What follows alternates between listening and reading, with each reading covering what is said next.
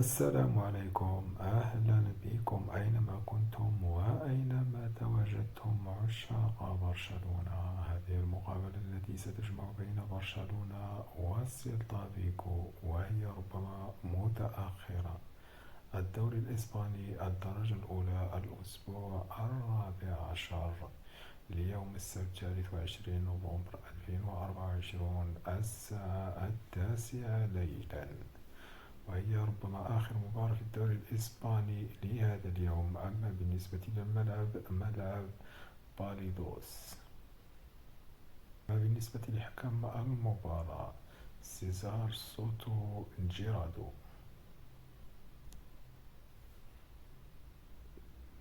أما بالنسبة للقناة الناقلة بإن سبور HD1، أما بالنسبة للمعلق حسن لايدوس، شكرا لكم.